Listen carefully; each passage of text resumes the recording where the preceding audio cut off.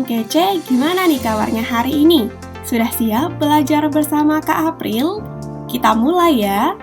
Hari ini Kak April akan bahas soal bahasa Indonesia untuk kamu yang kelas 11 dengan topik mengelola informasi dalam ceramah.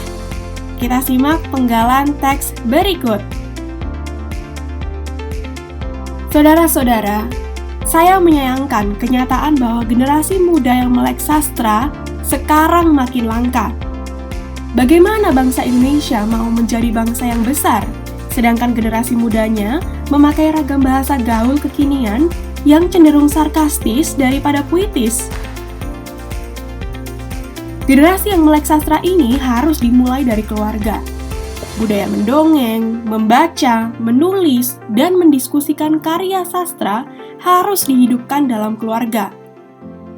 Karya sastra yang didiskusikan tidak harus yang berat, tetapi dapat berupa buku-buku cerita ringan yang bertambah kesulitannya seiring dengan tumbuh kembang anak tersebut. Paragraf pertama merupakan bagian dari tesis karena Nah, sekarang kita bahas ya teman kece.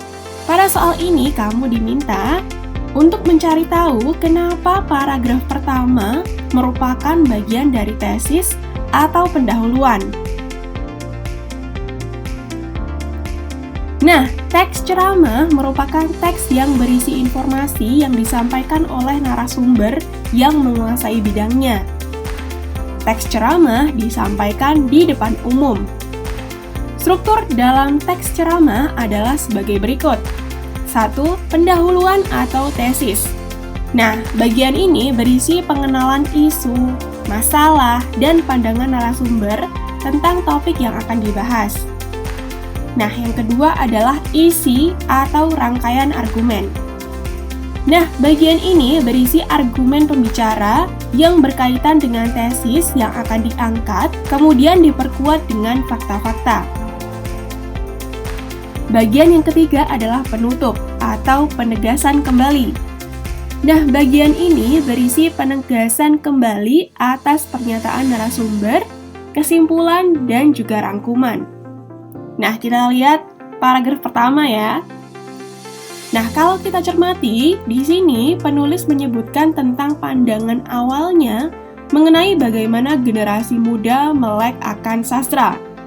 Nah, di bagian ini penulis belum memberikan argumen-argumennya atau memberikan himbauan ataupun rangkuman. Nah, jadi paragraf pertama ini termasuk bagian tesis karena berisi pandangan awal penulis tentang isu melek sastra. Jadi, jawabannya A. Gimana? Mudah kan ya? Kak April punya satu soal lagi nih yang bisa teman kece tulis jawabannya di kolom komentar. Jangan lupa untuk like, komen, dan subscribe, serta bagikan video ini ke teman kece yang lainnya. Kunjungi website kita juga di kejarcita.id karena ada ribuan soal yang dilengkapi dengan pembahasan yang bisa kamu pelajari. Jangan lupa juga untuk download aplikasi kita di Google Play Store. Kejar cita, kejar ilmu, raih cita.